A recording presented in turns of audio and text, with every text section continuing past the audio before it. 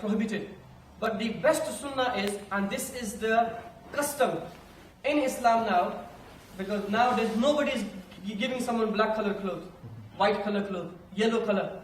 But if someone wants, he can give. This is just the Sharia ruling I'm telling you. But the best one is Prophet ﷺ said, give the shroud to your deceased in white color. White is the best color. So 3 clothes. Very first thing is, you have to choose the best clothes. You know, like you wear when you go in marriage ceremony or somewhere, where that there's big dignities come, you wear best of your clothes. So now you're meeting Allah Almighty. And what type of clothes you need to choose? The best of white kapra. If you can afford like 20 pounds a meter, 30 pounds a meter, 50 pounds a meter, 100 pounds a meter, you should do. This is not waste of money. But if you can easily afford. But if it's just normal kapra, it's fine. But Prophet ﷺ said, give best as much as you can show.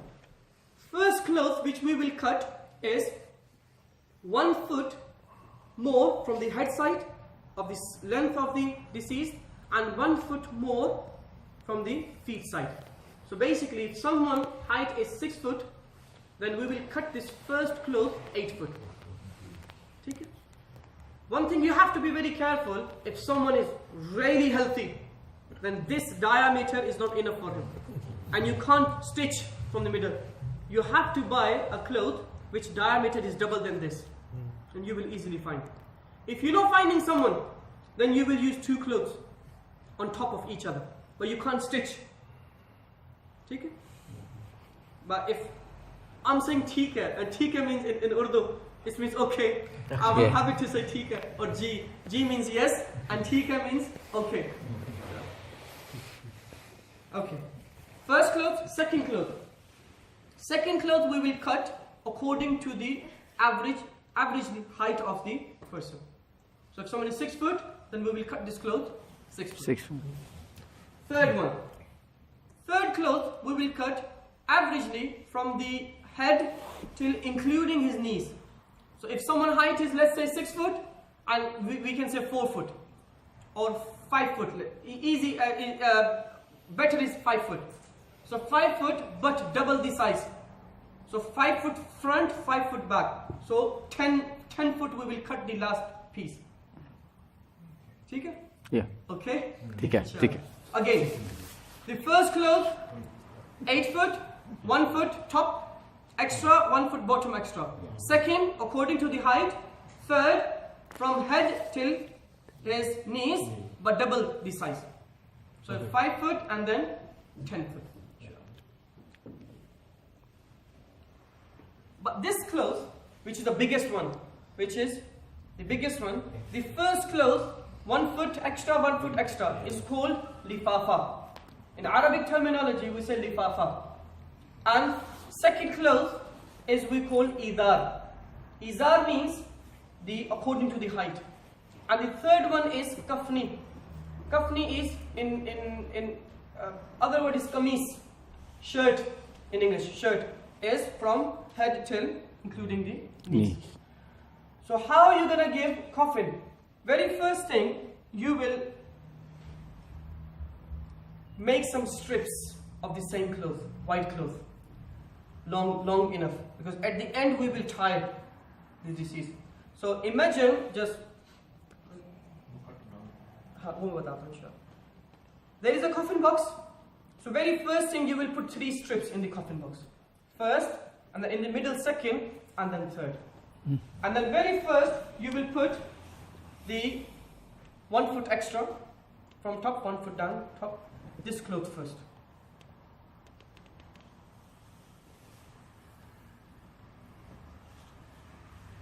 Okay, one thing I need to tell you, that you know the kappada which will be double the size, the last one shirt, you will cut this. And how you will cut this, so this is according to kind of my height. Yeah? How you will cut this from the middle. So middle is this. So one cut like this and one cut like this, T shape. Maybe you're understanding? Yeah. Yes, exactly. So T shape, not too deep, not too wide, according to the head size, average. So roughly you can say 10 inch or 10 inch or 12 inch. Okay? Yeah. So first 3 strips, second 1 foot long cloth, lifafa. And then third, izar. Izar is according to the size of the dead person. So let's say,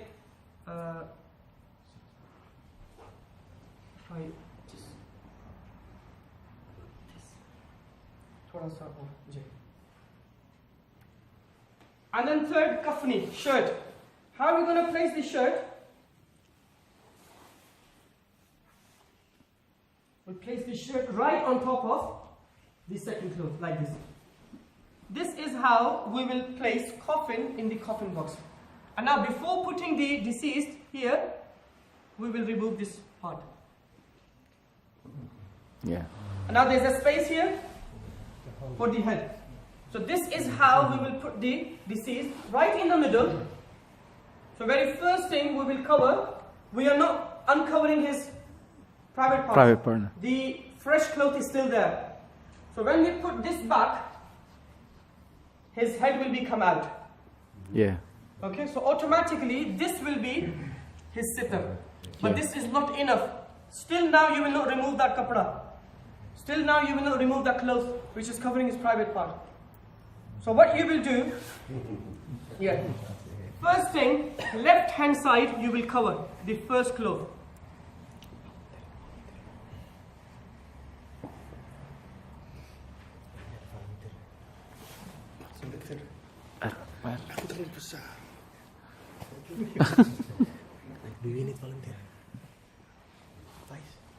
So now the cloth is still there. So very first thing you will cover the left hand side on top.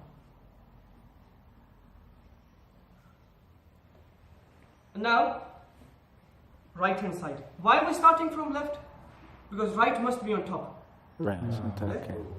So then right side, now remove the cloth. Yeah. Now his private part is covered. Yeah. Okay, because this cloth is covering his knees. Yeah. Now again second cloth. The second one, according to his height. Okay. Maybe you're thinking, why I'm using one by one? I can easily just turn this all. This is a sunnah of Prophet ﷺ. There is a hadith of Nabi Karim ﷺ in the time of trouble, which is nowadays hard time for the ummah of Nabi Karim ﷺ. If someone act upon one of my sunnah, Allah Almighty give him reward of 100 martyrs. A martyr is such a person who gives his life in the way of Allah Almighty. And the reward for a martyr, in Quran Pak Allah Almighty mentioned, they are not dead, they are alive in their graves. But you don't know. And the other reward for the martyr is, straight away they go in the heaven. Yes, if they're fighting for the sake of Allah, not for the sake of ISIS. Okay? These people nothing to do with Islam. We're not talking about them though. We're talking about true warriors of Islam, true mujahideen, true people, true Muslims who fight just for the sake of Allah Almighty, not for the sake of other people, not the cruel people. Okay? So, if you act upon one sunnah, you will have the reward of 100 martyrs. So that's why we're using one by one to get more reward. And another narration, subhanallah, Prophet ﷺ said, if someone bathe his Muslim brother, shroud him, bury him, all his sins will be forgiven, and he will be like the same, like he was born from his mother's womb. So when someone born, he's born sinless, isn't it? Yeah. All your sins will be forgiven. And in one narration, the addition of this word, if he sees something wrong within his body. You know, sometimes, like you ask about tattoos, like you don't know what is on my chest. Maybe there's a big tattoo, but it's just I know, or very of my close friends know. But you give me ghusl, and you find afterwards, you know Imam Sahib, Imam, he used to have tattoo. Okay? But you conceal this, then the reward you will get, same reward. All your sins will be forgiven. So if you find something wrong within your Muslim brother's body, and you conceal, all your sins will be forgiven. How beautiful our religion is. So then, second sheet, left first, and head is still out. And then, right on top. Now the biggest one. left first and right. Now head is still out. What you will do, at the moment you will cover it. But you will cover it in such a way, like this. Chest shouldn't be shown. Okay? Just the head is unveiled. So after Janazah, when people want to see him, then people can see him. Okay? But now you will cover, and then you will tie. Not like proper tight, like you're going to run away somewhere. No, you can't do anything. But don't try because you feel pain. What do you use for that? Also cloth material? Just to, yeah, same cloth material. And you will make that ready before. And one thing which I forgot, you need to tie the thumbs as well. Sorry, toes. With this strip. Okay? When you put him in the coffin box, very first thing you will tie the toes. And then maybe you've seen some people, they have wool there, or wool in their nostrils and wool in their ears. Why they do that? Because some people, they have problem straight after death, they start bleeding. That's why they put wool there. If you're sure that this will happen, then put wool there. Otherwise, no need to do that. Okay? For coffin, you can use any fragrance. But if you can, best of fragrance, which don't leave any kind of stain on it. It's not like you put so much ether and there's so much, patches, and people might think, what happened to the coffin? Yeah. So you will use like this, just put ether and just before giving, it's more than enough. And then you will tie from here, and then you will tie from here as well. So this is how the coffin will be kept. And now you will read Salatul Janazah only. This is the same way the coffin box will be in the masjid. People read Janazah, they will do dua, they will read Fatiha, they will present sawab to the deceased, then they take him to the graveyard. So now, in UK, we have different types of rules and regulations. In Pakistan, I think in Indonesia, you just bury the deceased just in the coffin. But here we have to put in coffin box. So when you put coffin box, there's a dua which you should recite.